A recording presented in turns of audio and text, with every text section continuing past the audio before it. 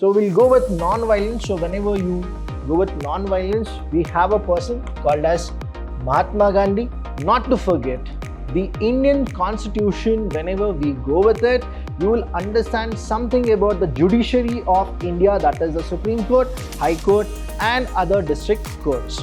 In the entire world, if you go with it, the democratic country, if you have, Indian Constitution is the lengthiest one and it is written constitution.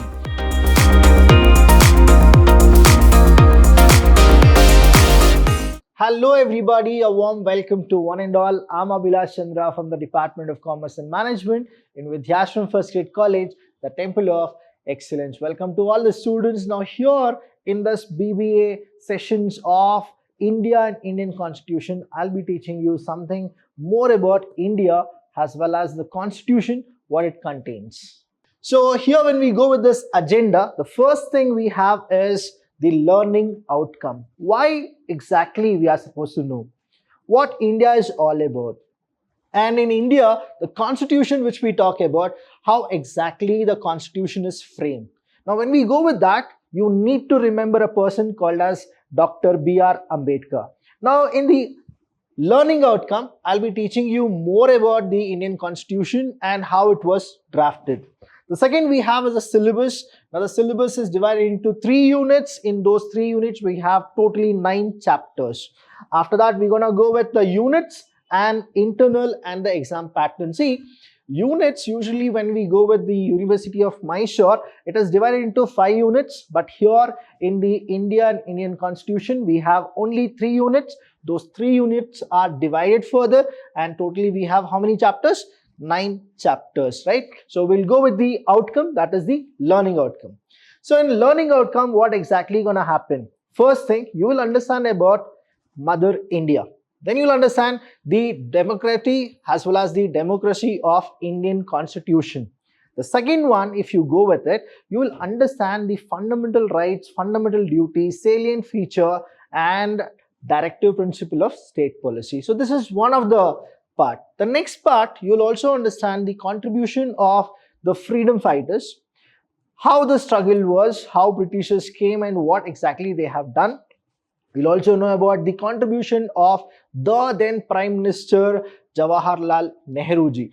And not to forget, the Indian Constitution, whenever we go with it, you will understand something about the judiciary of India, that is the Supreme Court, High Court and other district courts. So these are the things which we're gonna learn. So coming to the next one is the syllabus. Now I told you there will be 3 units.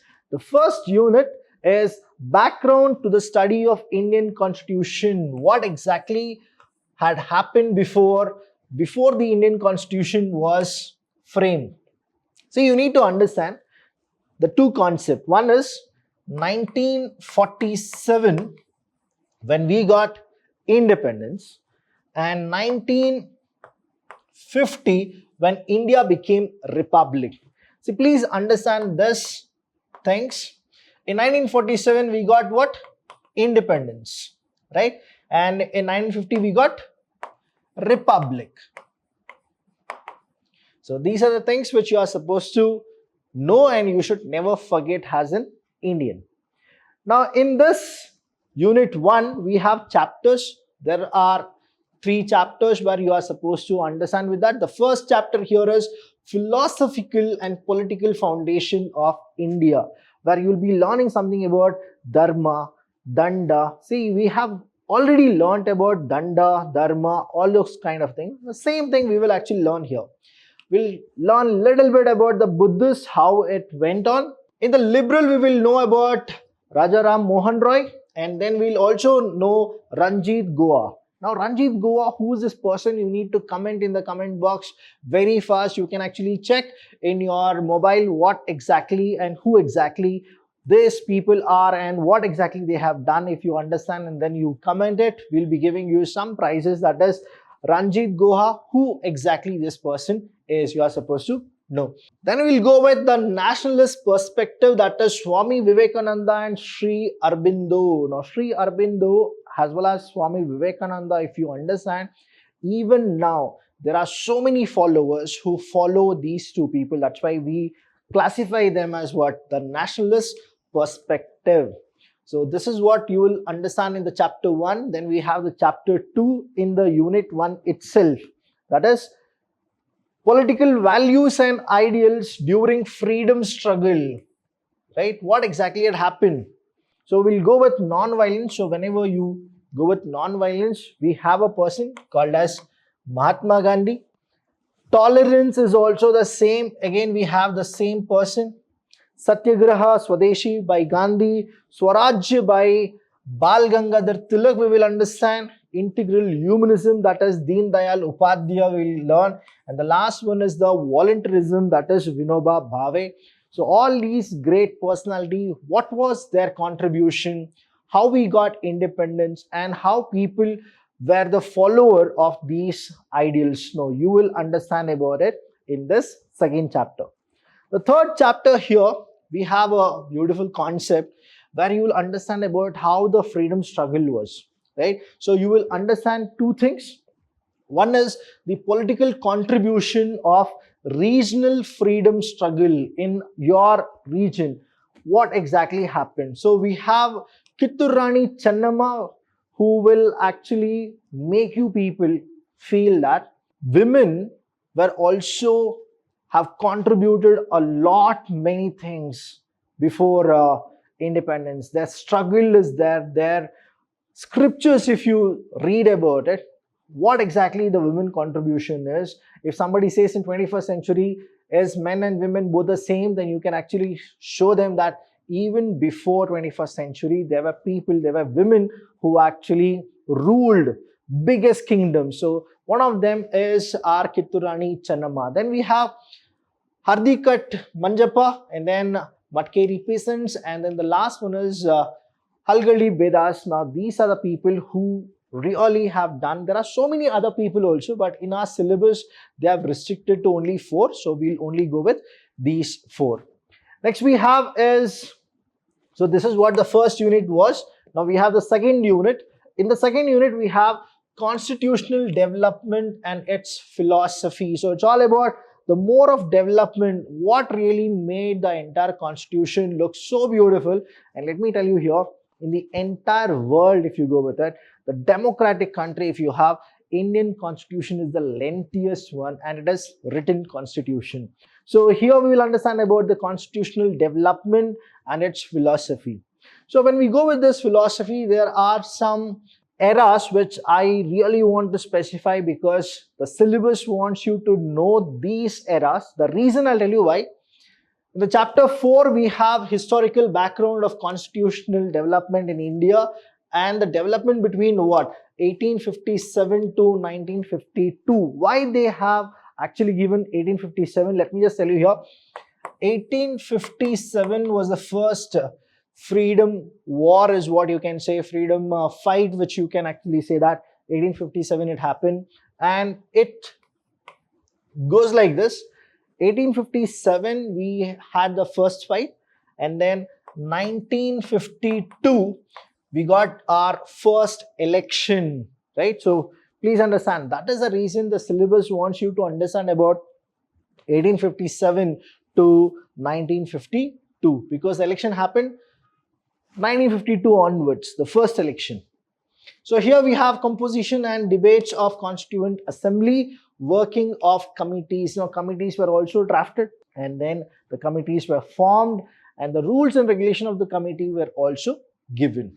Next we have is the chapter 5, where we will understand about the philosophy. Now what exactly the philosophy here is?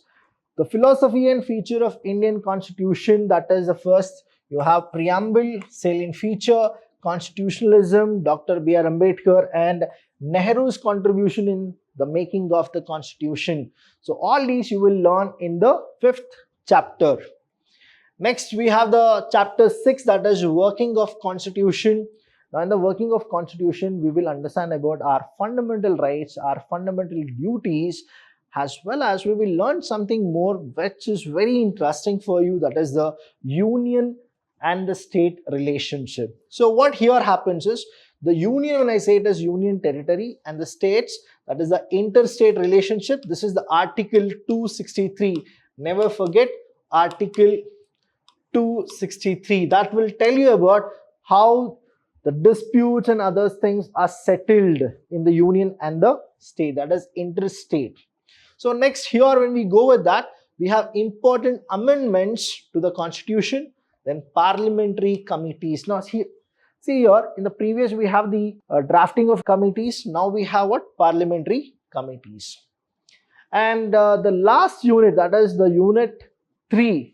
See, we went with unit 1, unit 2. Now we have in the unit 3, that is all about citizens' role. Now what exactly we are supposed to do so that our country should be a developed nation. That is what we are supposed to go with. Now in this unit, we have the following chapters. When we go with these chapters, please understand the chapters 7, 8 and 9 belongs to the unit 3. So here in the chapter 7, we will learn something about Rajya Sabha and Lok Sabha. It is also called as the upper house and the lower house. The executive composition and powers, that is how many people are there in Rajya Sabha, how many people are there in Lok Sabha, what exactly is the salary, the terms, the way of election, everything we're gonna learn here. The composition of the seat, Lok Sabha, how many seats are there, Rajya Sabha, how many seats are there, who is the speaker, who is the chairperson, who will appoint the speaker, who can actually impeach the speaker. All this we will learn in this chapter itself. Then we'll move on with the judiciary, that is the High Court, Supreme Court and other courts. Next is Comptroller and Auditor General. We will actually understand Interstate Council and the Election Commission. See, this is a very important topic called as Election Commission, how Election Commission was started, what exactly happened, and even now in the 21st century, see 2024, we're gonna have the election. So this Election Commission is very, very important, and they are statutory body. They are not under any control of any other state government or central government. They are statutory. Next we have chapter 8 is role and responsibility of citizens under Indian Constitution. So we have something called citizenship. Then we will understand something about Citizenship Amendment Act, that is called CAA. Here you will understand what exactly CAA went with, what was the thing, why people protested, why people supported. All you will understand here in CAA. Then we have fundamental duties. So here in fundamental duties, we will be learning 11 fundamental duties which is there in our constitution, and it is mandatory for all the Indians to know the duties. If you know the duties, I'll tell you here, to survive in India, it's very easy, and our nation, which is a fast developing nation, will also be a developed nation if we understand the obligation and the duties which we are supposed to follow it. So the next topic we have is Right to Information Act. We call it as RTI, Right to Information. Now you will understand something more about RTI. You will also come across a person called as Anna Hazare, Arvind Kejriwal. You have so many people who contributed too many things about RTI, and then they went with it. And the last one is civil society. Now here you will understand something more about what really happens in the central government as well as the state government.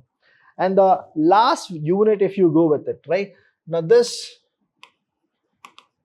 unit 3 and chapter 9, I always tell my students to concentrate for this chapter because there is something which is only for you. That is the last one, the role of teachers and students in national building, because it is a sure question in your examination and you are supposed to know about this. That's the reason unit 3 chapter 9 is very, very important, and you need to understand what is your role as a student, as a citizen of India in the nation building. So that is what you are supposed to know.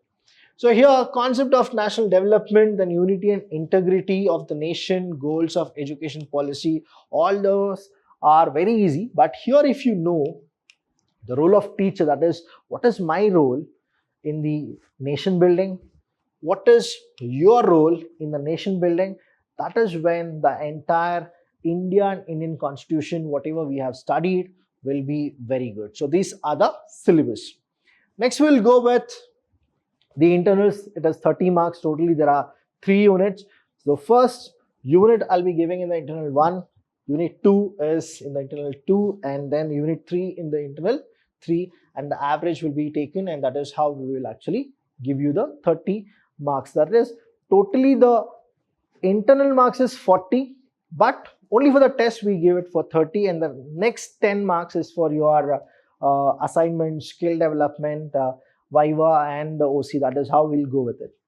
Next is the external, that is a question paper pattern. How the pattern is there, I'll just tell you. Many of you get confused, but let me tell you, Indian Constitution is not like your other core subjects. So here part A, we have 10 marks. That is, you will be getting MCQs.